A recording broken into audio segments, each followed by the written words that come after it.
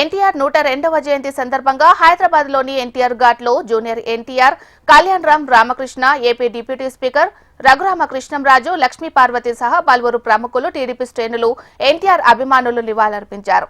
సినీ రాజకీయ రంగాల్లో ఎన్టీఆర్ చేసిన సేవలను గుర్తు చేసుకున్నారు.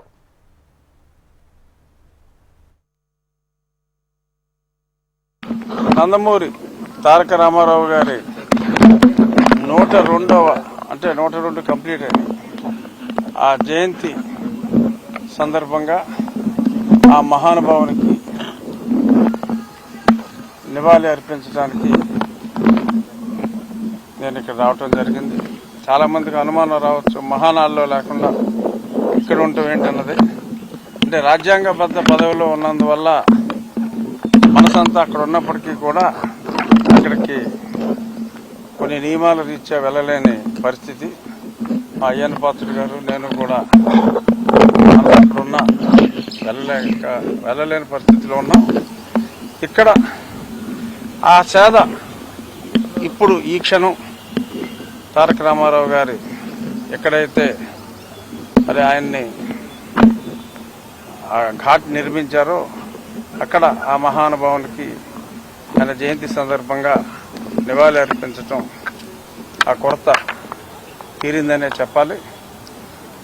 నిత్యస్మరణీయుడు ఎన్టీ రామారావు గారు ఏ రోజు కూడా మరి నాకు ఊహ తెలిసిన దగ్గర నుంచి మరి కనీసం ఏదో ఒక రోజు రామారావు గారి పాట అయినా ఈ మోడర్న్ ఏజ్లో ఈ గ్యాజెట్స్ అన్ని వచ్చిన తర్వాత ఆయనది ఒక చిన్న బిట్ అయినా కూడా చూడకుండా నాకు మరి ఒకరోజు కూడా లేదనే చెప్పాలి.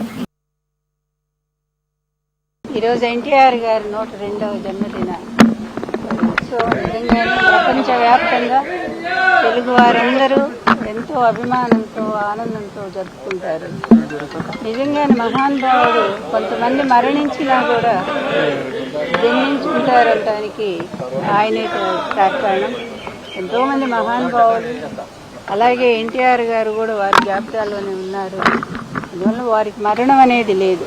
శరీరం లేకపోవచ్చు కానీ వారి ఆత్మ అలాగే వారి స్మృతులు ప్రతి ఒక్క తెలుగు వాళ్ళ హృదయంలో కూడా మరి ఇప్పటికీ పరిమళిస్తూనే ఉన్నాయి.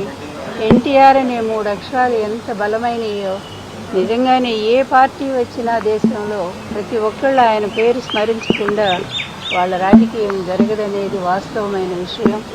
ఒక ప్రాంతీయ పార్టీతో ఆయన దేశవ్యాప్తంగానే ఒక సంచలనం సృష్టించిన మహానుభావుడు.